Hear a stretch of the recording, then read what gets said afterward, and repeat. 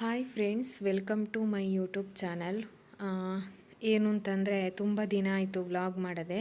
ಇದು ಕೂಡ ಅಷ್ಟೇ ತುಂಬ ದಿನದ ಹಿಂದಿನ ವ್ಲಾಗ್, ಅಂದರೆ ಒಂದು ವೀಕಿಗಿಂತ ಮೊದಲೇ ಒಂದು 10 ದಿನದ ಮುಂಚಿನ ಇದು ವಿಡಿಯೋ ಮಾಡಿ ಇಟ್ಕೊಂಡಿದ್ದೆ ವ್ಲಾಗು. ಸೊ ನನಗೆ ವಿಡಿಯೋ ಮಾಡೋದಕ್ಕೆ ಆಗಿರಲಿಲ್ಲ, ವಾಯ್ಸ್ ಕೊಡೋದಕ್ಕೂ ಆಗಿರಲಿಲ್ಲ. ಏನು ಅಂತೇಳಿ ನೆಕ್ಸ್ಟ್ ನಾನು ನಿಮಗೆ ಇದೇ ವಿಡಿಯೋದಲ್ಲಿ ಕಂಟಿನ್ಯೂ ಆಗಿ ಹೇಳ್ತೇನೆ. ಇದು ಹಿಂದೆ ಮಾಡಿರುವಂತಹ ವ್ಲಾಗನ್ನು ಇವಾಗ ನಾನು 2-3 ದಿನದ್ದು ವ್ಲಾಗ್ ಇದೆ, 2-3 ದಿನದ್ದು ವ್ಲಾಗು ಸ್ವಲ್ಪ ಮಾಡಿದ್ದೆ. ಅದೇ 3 ಕೂಡ ಒಟ್ಟಲ್ಲಿ ಒಂದು ವಿಡಿಯೋವನ್ನು ಮಾಡಿ ವಾಯ್ಸ್ ಕೊಡ್ತಾ ಇದ್ದೇನೆ ಇವಾಗ ನಾನು. ನೋಡಿ, ನುಗ್ಗೆಕಾಯಿ ಮತ್ತು ಏನೋ ಸಾಂಬಾರು ಮಾಡಿದ್ದೆ, ಚಟ್ನಿ ಇದೆ, ಇಡ್ಲಿ ತಿನ್ನೋದಕ್ಕೆ. 2 ವೀಕ್ಸ್ ಇದಲ್ಲ, 1 ವೀಕ್ ಹಿಂದೆ ಇರ್ಬೋದು, ಒಂದು 10 ದಿನದ ಹಿಂದಿನ ವ್ಲಾಗ್ ಇರ್ಬೋದು ಇದು. ಇವಾಗ ನಾನು ವೀಡಿಯೋಸ್ ಹಾಕೋದೆ ಕೂಡ 10 ದಿನನೇನು ಆಯಿತು. ಯಾಕೆ ವೀಡಿಯೋಸ್ ಮಾಡಿಲ್ಲ, ಏನಾಯಿತು ಅಂತೇಳಿ ಇದೇ ವ್ಲಾಗಲ್ಲಿ ಕಂಟಿನ್ಯೂಯಸ್ ನೋಡಿ ನಾನು ಹೇಳ್ತೇನೆ. ಸೊ ಹಾಗೆಯೇ ನಮ್ಮ ಸ್ಯಾರಿ ಬಿಸ್ನೆಸ್ಗೆ ನೀವು ಸಪೋರ್ಟ್ ಮಾಡಿ. ಹಾಗೆಯೇ ಇದು ಇವಾಗಿಲ್ಲ, ಇದು ಯುಗಾದಿ ಹಬ್ಬಕ್ಕೆ ಮಾಡಿದ್ದಿದ್ದು ನೋಡಿ. ಆವಾಗ 10 ಡೇಸ್ ಬ್ಯಾಕ್ ಇತ್ತಿದು. ಇವಾಗೆಲ್ಲ ಖಾಲಿಯಾಗಿದೆ, ಚಕ್ಲಿ ಮಿಕ್ಸರ್ ಎಲ್ಲ ಕೂಡ ಇವಾಗ ಯಾವುದಿಲ್ಲ, ಎಲ್ಲ ಖಾಲಿಯಾಗಿದೆ. ಅವಳು ತಿಂತಾಳೆ ಕೂತ್ಕೊಂಡು, ನನಗೆ ಬೇಕು ಅಂತ ಅಂದ್ಲು, ಹಾಗಾಗಿ ಕೊಟ್ಟೆ ನಾನು. ವಾಯ್ಸ್ ಜೋರಾಗಿ ಕೇಳಿಸ್ತಾ ಇದೆ ಅಲ್ವಾ? ಯಾಕಂದರೆ ಸ್ವಲ್ಪ ಮಾತಾಡೋದಕ್ಕೆ ಸ್ವಲ್ಪ ಕಷ್ಟ ಆಗ್ತಾಯಿದೆ. ಆದರೂ ಪರವಾಗಿಲ್ಲ, ವಾಯ್ಸ್ ಜೋರಾಗಿ ಬರ್ತಾಯಿದೆ, ಇವಾಗೇನು ತೊಂದರೆ ಇಲ್ಲ, ನಾರ್ಮಲ್ ಆಗಿದೆ. ನೋಡಿ, ಮೇಲ್ಗಡೆ ಆಟ ಆಡೋಕ್ಕೆ ಬಂದಿದ್ದಾಳೆ ನೋಡಿ. ಇವಾಗಂತೂ ಬಿಸಿಲು ಅಂದರೆ ಬಿಸಿಲು ಜಾಸ್ತಿ. ಇದು ಆವಾಗಲ್ವ ವೀಡಿಯೋ ಮಾಡಿದ್ದು, ಆವಾಗ ಏನು ಅಂತಂದರೆ ಬಿಸಿಲು ಇರಲಿಲ್ಲ ಆ ಟೈಮಲ್ಲಿ. 10 ಡೇಸ್ ಬ್ಯಾಕು ಆವಾಗವಾಗ ಸ್ವಲ್ಪ ಮೋಡ ಆಗ್ತಾಯಿತ್ತು, ಬಿಸಿಲು ಜಾಸ್ತಿ ಇರಲಿಲ್ಲ. ಹಾಗಾಗಿ ಇಲ್ಲಿ ಸೈಡಲ್ಲಿ ಕೂತ್ಕೊಂಡು ಆಟ ಆಡೋಣ ಅಂತೇಳಿ ಬ್ಯಾಗ್ ಒಳಗಡೆ ತುಂಬಿಸ್ಕೊಂಡು ಬಂದಿದ್ದಾಳೆ ನೋಡಿ ಟಾಯ್ಸ್ ಎಲ್ಲ.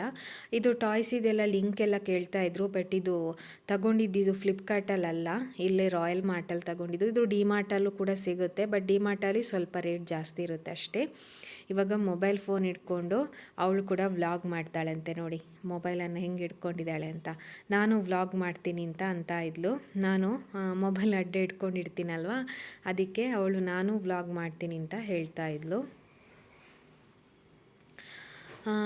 ಇವಾಗ ಏನು ಅಂತಂದರೆ ಇನ್ನು ಕಂಟಿನ್ಯೂಷನ್ ವ್ಲಾಗ್ ಮಾಡ್ತೀನಿ.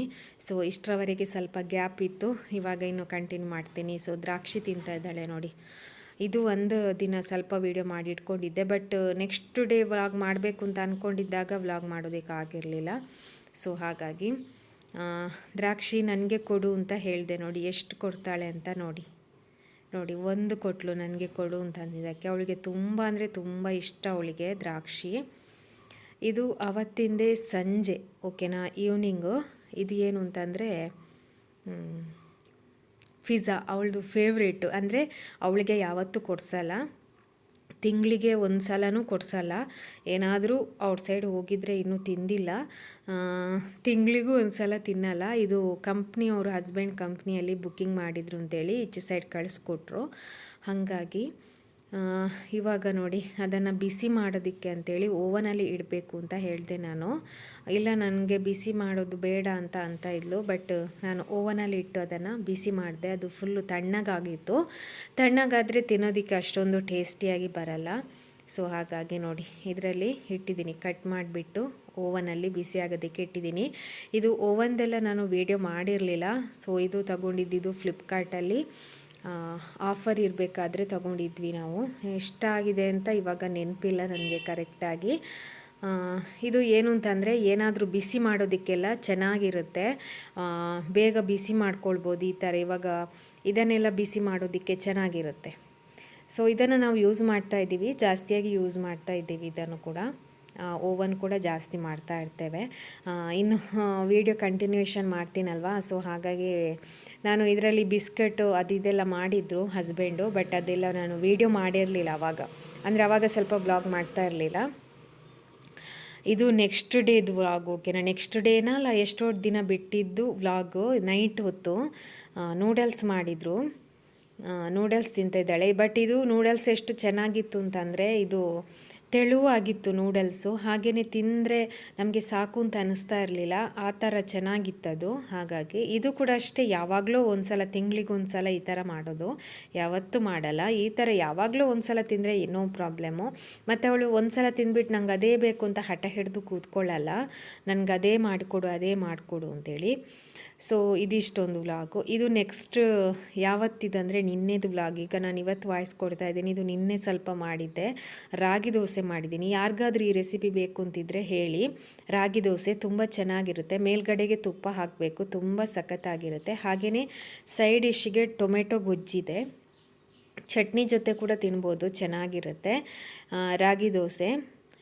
ಈ ನೀರು ದೋಸೆ ಯಾವ ಥರ ನಾವು ಮಾಡ್ತೀವಲ್ವ ಅದೇ ಥರ ಇದು ಕೂಡ ಅಷ್ಟೇ, ರಾಗಿ ದೋಸೆ, ರಾಗಿ ಹಿಟ್ಟಲ್ಲಿ ಮಾಡೋದು, ತುಂಬ ಚೆನ್ನಾಗಿರುತ್ತೆ. ಮತ್ತು ಇನ್ನೊಂದು ಏನಂತಂದರೆ ಇದು ಮಾರ್ನಿಂಗ್ ಬ್ರೇಕ್ಫಾಸ್ಟ್ ಬೇಗ ಆಗುತ್ತೆ. ಆಮೇಲೆ ಇನ್ನೊಂದು ಏನಂದರೆ ರಾಗಿ ಮುದ್ದೆ ಕೆಲವೊಬ್ಬರಿಗೆ ಮಾಡೋಕ್ಕೆ ಬರಲ್ಲ. ಇವಾಗ ನನಗೂ ಮಾಡೋಕ್ಕೆ ಬರಲ್ಲ ರಾಗಿ ಮುದ್ದೆ, ಆದರೆ ಒಂದು ಸಲ ಟ್ರೈ ಮಾಡಬೇಕು, ನೋಡೋಣ ಹೇಗಾಗುತ್ತೆ ಅಂತೇಳಿ. ಸೊ ಹಾಗಾಗಿ ಈ ರಾಗಿ ದೋಸೆ ತಿಂದರೆ ತುಂಬ ಹೆಲ್ದಿಯಾಗಿರುತ್ತೆ. ಸೊ ಅವಳಿಗೂ ಕೂಡ ಹಾಕ್ಕೊಟ್ಟಿದ್ದೀನಿ ನೋಡಿ. ಅವಳಿಗೆ ಸ್ವಲ್ಪ ಆಗ್ತಾ ಇರಲಿಲ್ಲ, ಅಂದರೆ ಫಸ್ಟ್ ಟೈಮ್ ಮಾಡಿರೋದು. ನಾವು ತಿಂದಿದ್ವಿ ಫಸ್ಟು, ಇವಾಗ ಅವಳಿಗೆ ಗೊತ್ತಿರೋದು, ಈಗ ತಿನ್ನೋಕ್ಕೆ ಸ್ಟಾರ್ಟ್ ಮಾಡಿದ್ದಿದ್ದು ಅವಳು ಫಸ್ಟ್ ಟೈಮ್ ಇದು. ಹಾಗಾಗಿ ಮತ್ತೆ ನಾನು ಹೆಂಗಾದರೂ ಮಾಡಿ 2 ದೋಸೆ ತಿನ್ನಿಸ್ಬಿಟ್ಟೆ, ತಿನ್ನಲೇಬೇಕು ಅಂತೇಳಿ. ಸೊ ಈ ಥರ ಮೇಲ್ಗಡೆಗೆ ತುಪ್ಪ ಹಾಕಬೇಕು. ತುಪ್ಪ ಹಾಕಿದಾಗ ತುಂಬ ಟೇಸ್ಟಿಯಾಗಿರುತ್ತೆ. ತುಪ್ಪ ಕೂಡ ಅಷ್ಟೇ ಆರೋಗ್ಯಕ್ಕೆ ತುಂಬ ಒಳ್ಳೆಯದು. ರಾಗಿ ದೋಸೆ ಮಾರ್ನಿಂಗ್ ಬ್ರೇಕ್ಫಾಸ್ಟಿಗೂ ಮಾಡ್ಕೋಬೋದು, ಅಥವಾ ಈವ್ನಿಂಗ್ ನೈಟ್ ಹೊತ್ತಲ್ಲೂ ಕೂಡ ಮಾಡ್ಕೊಳ್ಬೋದು. ತುಂಬ ಚೆನ್ನಾಗಿರುತ್ತೆ ಇದು ಕೂಡ. ಹಾಗೆಯೇ ಇನ್ನು ಬೇರೆ ಬೇರೆ ಬಸಳೆ ಸೊಪ್ಪಿನ ದೋಸೆ, ಆಮೇಲೆ ಬೀಟ್ರೋಟ್ ದೋಸೆ, ಏನೆಲ್ಲ ಮಾಡ್ಬೋದು. ದೋಸೆದಲ್ಲಿ ತುಂಬ ರೆಸಿಪಿಗಳೆಲ್ಲ ಇದೆ, ಮೊದಲೆಲ್ಲ ಹಾಕ್ತಾಯಿದ್ದೆ ನಾನು ರೆಸಿಪಿ. ಇದು ಯಾರಿಗಾದ್ರೂ ಬೇಕು ಅಂತಿದ್ರೆ ಹೇಳಿ, ಕಮೆಂಟ್ ಮಾಡಿ. ನೋಡಿ ಎಷ್ಟು ತೆಳುವಾಗಿ ಬರುತ್ತೆ ದೋಸೆ, ಕ್ರಿಸ್ಪಿಯಾಗಿರುತ್ತೆ, ಗರಿ ಗರಿಯಾಗಿ. ಯಾರಿಗಾದ್ರೂ ಬೇಕು ಅಂತಿದ್ರೆ ಕಾಮೆಂಟ್ ಮಾಡಿ, ನೆಕ್ಸ್ಟ್ ಬೇಕಿದ್ರೆ ವಿಡಿಯೋ ಮಾಡಿ ಹಾಕ್ತೇನೆ. ನಾನು ಆಲ್ರೆಡಿ ರೆಸಿಪಿಗಳದ್ದು ತುಂಬ ವಿಡಿಯೋ ಮಾಡಿದ್ದೀನಿ. ನೀವು ನನ್ನ ಪ್ಲೇಲಿಸ್ಟ್ಗೆ ಹೋಗಿ ವಿಸಿಟ್ ಮಾಡಿದರೆ ಅಲ್ಲಿ ನಿಮಗೆ ಸಿಗುತ್ತೆ ರೆಸಿಪಿ ವಿಡಿಯೋ ಅಂತ. ಆಲ್ಮೋಸ್ಟ್ ರೆಸಿಪಿಗಳೆಲ್ಲ ವೀಡಿಯೋಸ್ ಮಾಡ್ತಾಯಿದ್ದೆ, ಈಗ ಮಾಡ್ತಾಯಿಲ್ಲ. ಈಗ ಏನು ಅಂತಂದರೆ ವ್ಲಾಗ್ ಮಾಡಬೇಕಾದ್ರೆ ಅದರಲ್ಲೇ ತೋರಿಸ್ಬಿಡ್ತೀನಿ, ಹೇಗೆ ಮಾಡೋದು ಅಂತ ಇಲ್ಲ, ಇದು ಮಾಡಿದ್ದೀನಿ ಅದು ಮಾಡಿದ್ದೀನಿ ಅಂತ ಹೇಳ್ತಾ ಇರ್ತೀನಿ ಅಷ್ಟೇ. ಇನ್ನು ಮುಂದೆ ವ್ಲಾಗ್ ಕಂಟಿನ್ಯೂ ಆಗುತ್ತೆ. ಸ್ವಲ್ಪ ಗ್ಯಾಪ್ ಕೊಟ್ಟಿದ್ದರಿಂದ ಸ್ವಲ್ಪ ನನಗೂ ಕಷ್ಟ ಆಯಿತು ಯೂಟ್ಯೂಬಲ್ಲಿ. ಸೊ ಇದು ಕೂಡ ಅಷ್ಟೇ ನಿನ್ನೆದು. ಇದು ಏನು ಅಂತ ಅಂದರೆ ಮಗುವಿಗೆ ಇದು ಅವಳು ಬ್ರೆಡ್ ತಿಂತೀನಿ ಅಂತ ಹೇಳ್ತಾ ಇದ್ಲು, ಅದಕ್ಕೆ ಅವಳಿಗೆ ಬ್ರೆಡ್ ಹಾಕ್ಕೊಟ್ಟಿದ್ದೀನಿ ನೋಡಿ, ಬನ್ನು ಅವಳು ತಿಂತಾ ಇದ್ದಾಳೆ. ಇದು ಗುಲ್ಕನ್, ಓಕೆನಾ? ಗುಲ್ಕನ್ ಅಂದರೆ ಈ ಗುಲಾಬಿ ಹೂವಿನಿಂದ ಮಾಡಿರುವಂಥದ್ದು. ಇದನ್ನು ನೀವು ಡ್ರೈ ಪ್ಲೇಸಲ್ಲೇ ಇಡಬೇಕು, ಫ್ರಿಜ್ಜಲ್ಲಿ ಇಡಬಾರ್ದು. ಅದು ಎಷ್ಟು ಹೆಲ್ದಿಗೆ ಒಳ್ಳೆಯದು ಅಂತಂದರೆ ಅದು ಎಲ್ಲ ಕಡೆ ಸಿಗಲ್ಲ ನಿಮಗೆ. ಗುಲ್ಕನ್ ಅಂತ ಹೇಳ್ತಾರೆ. ಬೇಕು ಅಂತಿದ್ರೆ ಹೇಳಿ, ನಾನು ನೆಕ್ಸ್ಟ್ ನಿಮಗೆ ವಿಡಿಯೋ ಮಾಡ್ತೀನಿ ಅದು ಯಾವ ಥರ ಇರುತ್ತೆ, ಹೇಗೆ ಏನು ಅಂತೇಳಿ, ಏನು ಹೆಸರು ಅದರಲ್ಲಿ ಇರುತ್ತೆ ಅಂತೇಳಿ. ಅದು ಫುಲ್ಲು ತಂಪು. ಹಾಗೆಯೇ ಡೇಟ್ ಟೈಮಲ್ಲಿ ಕೂಡ ಅಷ್ಟೇ, ನೀವು ಡೇಟ್ ಆಗಿದ್ದಾಗ ಅದನ್ನು ತಿಂದರೆ ತುಂಬಾ ಒಳ್ಳೆಯದು ಹೊಟ್ಟೆ ನೋವಿಗೆಲ್ಲ. ಇದು ಸ್ವಲ್ಪ ಸಿಹಿ ಜಾಸ್ತಿ ಇರುತ್ತೆ. ಹಾಗೆಯೇ ಇದು ತಂಪು, ಓಕೆನಾ? ಹೀಟ್ ಆಗಿದ್ದಾಗ, ಬಾಡಿ ಹೀಟ್ ಆಗಿದ್ದಾಗ ಇದನ್ನು ತಿನ್ನಬೇಕು. ಮಕ್ಕಳಿಗಂತೂ ಕೊಟ್ಟರೆ ತುಂಬಾ ಒಳ್ಳೆಯದು ಈ ಥರ ಬನ್ ಜೊತೆ. ಯಾಕೆ ವಿಡಿಯೋ ಮಾಡಿಲ್ಲ, ವ್ಲಾಗ್ ಮಾಡಿಲ್ಲ ಅಂತ ಅಂದರೆ ಇದೇ ಕಾರಣಕ್ಕೆ ನೋಡಿ. ನಿಮಗೆ ನೋಡಿದಾಗಲೇ ಗೊತ್ತಾಗಿರ್ಬೋದು ಏನು ಅಂತ. ಸೊ ನೋಡಿ, ಟ್ಯಾಬ್ಲೆಟ್ ನಿನ್ನೆ ತಗೊಂಡಿಲ್ಲ ನಾನು, ಅಂದರೆ ಫುಲ್ಲು ನಂಗೆ ಸುಸ್ತಾಗ್ತಾ ಇತ್ತು ಅಂತೇಳಿ ಜಾಸ್ತಿ ತಗೊಂಡಿಲ್ಲ. ಇನ್ನೂ ಇದೆ ಟ್ಯಾಬ್ಲೆಟ್, ಇದು ಒಂದು ಇದಿದೆ, ತಗೊಳ್ಳಿಲ್ಲ ನಾನು, ತಗೊಳ್ಬೇಕಷ್ಟೇ ಮಾರ್ನಿಂಗ್ ಮತ್ತು ಈವ್ನಿಂಗ್ ತಗೊಳ್ಳೋಕ್ಕೆ. ಹಲ್ಲು ತೆಗೆಸಿದ್ದು, ಹುಳ ತಿಂದಿತ್ತು. ಹಾಗಾಗಿ ಆಲ್ರೆಡಿ ಇಷ್ಟರವರೆಗೆ ನಾನೊಂದು 4 ಹಲ್ಲಾದರೂ ತೆಗೆಸಿದ್ದೀನಿ. ಇದೊಂದು 5ನೇ ಹಲ್ಲಿರ್ಬೋದು ಅಂತ ಅಂದ್ಕೊಳ್ತೇನೆ, ನೆನಪಿಲ್ಲ ಕರೆಕ್ಟಾಗಿ. ಸೊ ಇನ್ನು ಮುಗೀತು, ಏನು ಹುಳ ತಿಂದಿತ್ತಲ್ವಾ ಆ ಹಲ್ಲೆಲ್ಲ ಮುಗೀತು. ಇನ್ನು ಒಂದಿದೆ, ಅದನ್ನು ತೆಗೆಸೋದು ಬೇಡ ಅಂತ ಅಂದರು. ಅದಕ್ಕೆ ರೂಟ್ ಕ್ಯಾನಲ್ ಮಾಡಿಸಿ ಅಂತ. ಸೊ ರೂಟ್ ಕ್ಯಾನಲ್ ಮಾಡ್ಸೋಕ್ಕೂ ಕೂಡ 6000 ತನಕ ಆಗುತ್ತೆ ಪ್ರೈವೇಟ್ ಹಾಸ್ಪಿಟಲಲ್ಲಿ. ನಾವು ಒಂದು ಬನ್ನೀರ್ಘಟ್ಟ, ನಿಮ್ಗೆ ಗೊತ್ತಿರ್ಬೋದು, ಬನ್ನೀರ್ಘಟ್ಟದಲ್ಲಿ ಏನು ಅಂತಂದರೆ ಅಲ್ಲಿ ನಮಗೆ ಕಡಿಮೆಗೆ ಆಗುತ್ತೆ. ಸೊ ಅದು ನೆಕ್ಸ್ಟ್ ನಾನು ಹೋದಾಗೇನಾದರೂ ವಿಡಿಯೋ ಮಾಡಿ ಹಾಕ್ತೇನೆ. ಸೊ ಸದ್ಯಕ್ಕೆ ಇವಾಗ ಇದು ಫುಲ್ಲು ಎಕ್ಸ್ರೇ ತೆಗೆದಿರೋದು, ಫುಲ್ಲು ಹಲ್ಲಿದು ಎಕ್ಸ್ರೇ ತೆಗೆದಿರೋದು ನೋಡಿ. ನಿಮಗೆ ಇಲ್ಲಿ ಇವಾಗ ಒಂದೊಂದು ಕಡೆ ಒಂದೊಂದು ರೇಟ್ ಇರುತ್ತೆ. ಇವಾಗ ಇಲ್ಲೂ ಅಷ್ಟೇ, ಬ್ಯಾಂಗ್ಳೂರಲ್ಲೂ ಅಷ್ಟೇ, ಒಂದು ಹಾಸ್ಪಿಟಲಲ್ಲಿ ಒಂದು ರೇಟ್ ಇರುತ್ತೆ, ಇನ್ನೊಂದು ಹಾಸ್ಪಿಟಲಲ್ಲಿ ಒಂದು ರೇಟ್ ಇರುತ್ತೆ ನೋಡಿ. 600 ರೂಪೀಸ್ ಆಗಿದೆ. ಎಕ್ಸ್ರೇಗೆ, ಫುಲ್ಲು ಹಲ್ಲಿದು ಎಕ್ಸ್ರೇಗೆ 600 ರೂಪೀಸ್ ಆಗಿದೆ. ಬೇರೆ ಕಡೆ ಎಷ್ಟು ತೆಗಿತಾರ ಏನಂತ ಗೊತ್ತಿಲ್ಲ, ಇಲ್ಲಿ ಒಂದು ಹಾಸ್ಪಿಟಲಲ್ಲಿ ಅಷ್ಟು ರೇಟ್ ಆಗಿದೆ. ಇದೇನಕ್ಕಂತಂದರೆ ಫುಲ್ಲು ಹಲ್ಲಿದು ತೆಗ್ದಿರೋದು, ಯಾಕಂದರೆ ಎಲ್ಲಾದರೂ ಬೇರೆ ಕಡೆ ಹುಳ ತಿಂದಿದೆಯಾ ಅಥವಾ ಏನಾದರೂ ಪ್ರಾಬ್ಲಮ್ ಇದೆಯಾ ಅಂತ ಗೊತ್ತಾಗುತ್ತೆ. ಸೊ ಅದಕ್ಕೋಸ್ಕರ ಇದು ಫುಲ್ಲು ಹಲ್ಲು ಇದು ಮಾಡಿರೋದು. ಆಮೇಲೆ ಫುಲ್ಲು ಹಲ್ಲಿದು ಎಕ್ಸ್ರೇ ಮಾಡಬೇಕಾದ್ರೆ ಒಂದು ನೆನ್ಪಿಟ್ಕೊಳ್ಬೇಕು, ನಾವು ಏನು ಅಂತಂದರೆ ಮೂಗಿದ್ದು, ಕಿವಿದು, ಆಮೇಲೆ ಕ್ಲಿಪ್ಸು ತಲೆಗೆ ಹಾಕಿರ್ತೀವಲ್ವ, ಆಮೇಲೆ ನಮ್ಮ ಕುತ್ತಿಗೆಯಲ್ಲಿ ಕೂಡ ಏನು ಇರಬಾರ್ದು, ಕರಿಮಣಿ ಸರ ಏನಿರಬಾರ್ದು ಎಲ್ಲ ತೆಗಿಯೋಕ್ಕೆ ಹೇಳ್ತಾರೆ. ಇದು ನಾನು ಕೂಡ ಅಷ್ಟೇ ಫಸ್ಟ್ ಟೈಮ್ ಎಕ್ಸ್ರೇ ಈ ಥರ ಮಾಡಿಸಿರೋದು ಫುಲ್ ಹಲ್ಲಿದು. ಸೊ ನನಗೂ ಅದರ ಬಗ್ಗೆ ಐಡಿಯಾ ಇರಲಿಲ್ಲ, ಅಲ್ಲಿ ಹೋದ್ಮೇಲೆ ಅವರು ಹೇಳಿದರು ಸೊ ಈ ಥರ ಮಾಡಿ ಅಂತೇಳಿ. ಇವಾಗ ನಾನು ನಿಮಗೆ ಎಕ್ಸ್ರೇ ತೋರಿಸ್ತೀನಿ ನೋಡಿ. ಇದೇ ಕಾರಣಕ್ಕೆ ನಾನು ವ್ಲಾಗ್ ಮಾಡಿರಲಿಲ್ಲ, ಮಾತಾಡೋಕ್ಕೆಲ್ಲ ಆಗಲ್ಲ. ಏನು ಅಂತಂದರೆ ಒಂದಿನ ಎಕ್ಸ್ರೇ ತೆಗ್ಸಿ ಫಸ್ಟು ಏನು ಅಂತಂದರೆ ಹಲ್ಲು ತೋರ್ಸಕ್ಕೆ ಹೋಗಿದ್ವಿ, ನೆಕ್ಸ್ಟು ಎಕ್ಸ್ರೇ ತೆಗೆಸಿರೋದು ಫುಲ್ ಹಲ್ಲಿದು. ಸೊ ನೋಡಿ ಈ ಥರ ಬರುತ್ತೆ ಎಕ್ಸ್ರೇದು ತೆಗೆಸಿದ್ದು. ಫುಲ್ ಹಲ್ಲಿರುತ್ತಲ್ವಾ, ಫುಲ್ ಹಲ್ಲಿದು ಈ ಥರ ಇರುತ್ತೆ ನೋಡಿ.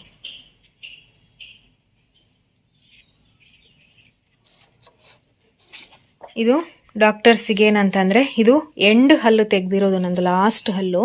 ಅಂದರೆ ಅವರಿಗೆ ಗೊತ್ತಿರಲ್ಲ, ಲಾಸ್ಟ್ ಹಲ್ಲು ತೆಗಿಬೇಕಾದ್ರೆ ಅಲ್ಲಿ ಕಾಣಿಸಲ್ಲ ಅವರಿಗೆ ತೆಗಿಯೋಕ್ಕೆ. ಆವಾಗ ಅವ್ರು ಏನು ಮಾಡ್ತಾರೆ ಅಂದರೆ ಇದನ್ನು ಇಟ್ಕೊಂಡು ಯಾವ ಥರ ಇದೆ, ಎಷ್ಟು ಒಳಗಡೆ ಇದೆ, ಹೆಂಗಿದೆ ಅಂತೇಳಿ ಇದನ್ನು ನೋಡ್ಕೊಂಡು ಅವರು ತೆಗಿತಾರೆ. ಸೊ ಬೇಗನೆ ತೆಗ್ಬಿಟ್ರು ಹಲ್ಲು, ಓಕೆನಾ. ಅಂದರೆ ಅದು ಸ್ವಲ್ಪ ಜಾಸ್ತಿಯಾಗಿ ಹುಳ ತಿಂದಿತ್ತು. ಸೊ ಮತ್ತೆ ಅದು ಹರಡೋದು ಬೇಡ ಅನ್ನೋ ಕಾರಣಕ್ಕೆ ಬೇಗನೆ ಅದನ್ನು ತೆಗೆಸ್ಬಿಟ್ಟೆ ನಾನು. ಇನ್ನು ಒಂದಿದೆ, ಅದೇನು ಅಷ್ಟೊಂದು ದೊಡ್ಡದಿದಲ್ಲ, ಸ್ವಲ್ಪ ಅಷ್ಟೇ ಹುಳ ತಿಂದಿರೋದು. ಅದು ನೆಕ್ಸ್ಟು ಅದನ್ನು ಕೊರೆದ್ಬಿಟ್ಟು ರೂಟ್ ಕ್ಯಾನಲ್ ಥರ ಮಾಡ್ತಾರೆ. ಈ ಥರ ನೋಡಿ ಹಲ್ಲು. ಏನು ಅಂತಂದರೆ ಸಣ್ಣ ಮಕ್ಕಳು ಇರಬೇಕಾದ್ರೆ ಪ್ಲೀಸ್ ದಯವಿಟ್ಟು ಚಾಕ್ಲೇಟ್ಸ್ ಇರ್ಬೋದು, ಬಿಸ್ಕತ್ ಇರ್ಬೋದು, ಈ ಥರದ್ದು ಏನು ಕೊಡೋಕ್ಕೆ ಹೋಗಬೇಡಿ. ನೋಡಿ ನಾನು ಸಣ್ಣ ಇರಬೇಕಾದ್ರೆ ತಿಂದು ಇವಾಗ ಏನಾಗಿದೆ ಅಂತಂದರೆ ಹಲ್ಲು ಎಲ್ಲ ಹೋಗ್ತಾ ಇದೆ. ಸೊ ಯಾಕೆ ಹೇಳ್ತಾ ಇದ್ದೀನಿ ಅಂತಂದರೆ ಹಲ್ಲು ತೆಗೆಸ್ಬಿಟ್ರೆ ತುಂಬ ಕಷ್ಟ ಆಗುತ್ತೆ, ಆಮೇಲೆ ಜಗಿಯೋದಿಕ್ಕಿರ್ಬೋದು, ಏನಕ್ಕೆಲ್ಲ ಕಷ್ಟ ಆಗುತ್ತೆ. ಸೊ ನಂದು ಎಂಡ್ ತೆಗ್ದಿರೋದ್ರಿಂದ ಅಷ್ಟೊಂದು ಕಷ್ಟ ಆಗ್ತಾ ಇಲ್ಲ. ಇವಾಗ ನಂದೊಂದು ಆಲ್ರೆಡಿ ಒಂದು 5 ಹಲ್ಲಾದರೂ ತೆಗ್ದಿರ್ಬೋದು ಅಂತ ಅಂದ್ಕೊಳ್ತೇನೆ, ಅಷ್ಟು ಹುಳ ತಿಂದಿತ್ತು ನಂದು. ಇನ್ನು ಸದ್ಯಕ್ಕೆ ಯಾವುದು ಹಲ್ಲು ಇಲ್ಲ, ಸೊ ಹಾಗಾಗಿ ಭಯ ಇಲ್ಲ. ಮಕ್ಕಳಿಗೆ ಜಾಸ್ತಿ ಚಾಕ್ಲೇಟ್ ಎಲ್ಲ ಕೊಡೋಕ್ಕೆ ಹೋಗಬೇಡಿ. ಬಿಸ್ಕೆಟ್ಗಳಿರ್ಬೋದು, ಕ್ರೀಮ್ ಬಿಸ್ಕೆಟ್ಗಳು ಜಾಸ್ತಿ. ನನ್ನ ಮಗಳಂತೂ ತಿನ್ನಲ್ಲ, ಅವಳಿಗೆ ಕೊಡೋದೇ ಇಲ್ಲ. ನಾವು ಯಾವಾಗಲೂ ಒಂದೊಂದು ಸಲ ಕೊಡ್ತೀವಿ. ಕೊಟ್ಟರು ಕೂಡ ನೀವೇನು ಮಾಡಿ ಗೊತ್ತಾ, ಇವಾಗ ಎಕ್ಸಾಂಪಲ್ ಕ್ರೀಮ್ ಬಿಸ್ಕೆಟ್ ಏನಾದರೂ ತಿಂತು ಅಂತ ಅಂದರೆ ಮಕ್ಕಳು, ಆವಾಗಲೇ ಏನು ಮಾಡಿ ಹಲ್ಲು ಉಜ್ಜಿಸ್ಬೇಡಿ ಮಕ್ಕಳದು. ಅದು ಏನಾಗುತ್ತೆ ಗೊತ್ತಾ, ಈ ಕ್ರೀಮ್ ಬಿಸ್ಕೆಟ್ಗಳಿರ್ಬೋದು, ಚಾಕ್ಲೇಟ್ಸ್ಗಳಿರ್ಬೋದು, ಏನಾಗುತ್ತೆ ಈ ಹಲ್ಲಿನ ಒಳಗಡೆ ಹೋಗಿ ಸೇರ್ಕೊಂಡಿರುತ್ತೆ, ಹಲ್ಲಿನ ಈ ಮಿಡ್ಲು ಭಾಗದಲ್ಲಿ. ಮಕ್ಕಳಿಗೆ ಅದು ಗೊತ್ತಾಗಲ್ಲ ಹಲ್ಲು ತೊಳೆಯೋದಿಕ್ಕೂ ಕೂಡ. ಸೊ ಆಗ ಅದೇನಾಗುತ್ತೆ ಅಲ್ಲೇ ಉಳಿದ್ಬಿಟ್ಟು ಹುಳ ತಿಂದ್ಬಿಡುತ್ತೆ. ಸೊ ಹಾಗಾಗಿ ಮಕ್ಕಳಿಗೆ ಹಲ್ಲು ಉಜ್ಜಿಸ್ಬಿಡ್ಬೇಕು. ಏನಾದರೂ ತಿಂದ ತಕ್ಷಣ ಈ ಥರ ಕ್ರೀಮ್ ಬಿಸ್ಕೆಟ್ಗಳು, ಚಾಕ್ಲೇಟ್ಸ್ಗಳು ಈ ಥರ ತಿಂದಾಗ ಏನು ಮಾಡಬೇಕು ಅವರಿಗೆ, ಆಮೇಲೆ ಹಲ್ಲು ಉಜ್ಜಿಸ್ಬಿಡ್ಬೇಕು. ಇಲ್ಲಾಂದರೆ ಅದು ಅಲ್ಲೇ ಕೂತ್ಕೊಂಡು ಏನಾಗುತ್ತೆ ಹುಳ ತಿಂದ್ಬಿಡುತ್ತೆ. ಸೊ ಹಾಗಾಗಿ ಇವಾಗಲೇ ನಾವು ಎಚ್ಚರ ವಹಿಸಿದ್ರೆ ಇದಾಗುತ್ತೆ. ಸೊ ಹಾಗಾಗಿ ನನ್ನ ಮಗಳಿಗೂ ನಂತರ ಆಗೋದು ಬೇಡ ಅಂತೇಳಿ ಅವಳಿಗೂ ಕೂಡ ಅಷ್ಟೇ ನಾವು ಜಾಸ್ತಿಯಾಗಿ ಏನು ಕೊಡಲ್ಲ ಚಾಕ್ಲೇಟ್ಸ್ಗಳೆಲ್ಲ, ಯಾವಾಗಲೂ ಒಂದೊಂದು ಸಲ ಕೊಟ್ಬಿಡ್ತೀವಿ. ಕೊಟ್ಟರೆ ಈ ಥರನೇ ನಾನು ಮಾಡೋದು, ಓಕೆನಾ. ಸೊ ಇನ್ನು ನೆಕ್ಸ್ಟ್ ವ್ಲಾಗು ಕಂಟಿನ್ಯೂ ಆಗುತ್ತೆ. ಇದಿಷ್ಟು ನನಗೆ ಹೇಳಬೇಕಿತ್ತು, ಇದೇ ಕಾರಣಕ್ಕೆ ನಾನು ವಿಡಿಯೋ ಮಾಡಲಿಲ್ಲ ಅಂತೇಳಿ, ವ್ಲಾಗ್ ಮಾಡಲಿಲ್ಲ. ಮತ್ತು ಸ್ವಲ್ಪ ಬಿಸ್ನೆಸ್ಸಲ್ಲೂ ಕೂಡ ಅಷ್ಟೇ ಸ್ವಲ್ಪ ವೀಡಿಯೋಸ್ ಎಲ್ಲ ಮಾಡೋದಕ್ಕೆ ಆಗ್ತಾ ಇಲ್ಲ. ಸೊ ಹಾಗಾಗಿ ಏನು ಅಂತಂದರೆ ಮಾತಾಡೋಕ್ಕೆ ಕಷ್ಟ ಆಗುತ್ತೆ. 2-3 ಡೇಸು ನೋವಿರುತ್ತೆ, ಪೇಯ್ನ್ ಇರುತ್ತೆ ಅದು ಹಲ್ಲು. ಸೊ ರೆಸ್ಟ್ ಮಾಡಬೇಕು ಅಂತೇಳಿ ಹೇಳ್ತಾರೆ. ಸೊ ಹಾಗಾಗಿ ಫುಲ್ಲು. ಆಮೇಲೆ ಇನ್ನೊಂದು ಏನಂತಂದರೆ ಇವಾಗಿನ ವೆದರ್ ಹೆಂಗಿರುತ್ತೆ ಅಂದರೆ ಹೇಳೋದಕ್ಕಾಗಲ್ಲ. ಸೊ ಹಸ್ಬೆಂಡಿಗೂ ಕೂಡ ಹುಷಾರಿರಲಿಲ್ಲ, ಆವಾಗಲೂ ನಾನು ವ್ಲಾಗ್ ಮಾಡಿರಲಿಲ್ಲ. 3 ಡೇಸ್ ಏನೋ ರಜಾ ಮಾಡಿದರು, ಬಟ್ ಆ ಟೈಮಲ್ಲೂ ನನಗೆ ವ್ಲಾಗ್ ಮಾಡೋದಕ್ಕಾಗಿರಲಿಲ್ಲ. ಆಮೇಲೆ ನಂದು ಹಲ್ಲು ತೆಗೆಸೋದಿದ್ದೆಲ್ಲ ಆಯಿತು. ಸೊ ಹಾಗಾಗಿ ಈ ಥರ ಎಲ್ಲ ಆಯಿತು, ಓಕೆನಾ. ನೆಕ್ಸ್ಟ್ ವ್ಲಾಗ್ ಕಂಟಿನ್ಯೂ ಆಗುತ್ತೆ, ಓಕೆ. ಇದರ ಬಗ್ಗೆ ಏನಾದರೂ ನಿಮಗೆ ಮಾಹಿತಿ ಬೇಕು ಅಂತಿದ್ರೆ ಕಮೆಂಟ್ ಸೆಕ್ಷನಲ್ಲಿ ಕಮೆಂಟ್ ಮಾಡಿ, ಓಕೆನಾ. Thank you so much, bye bye.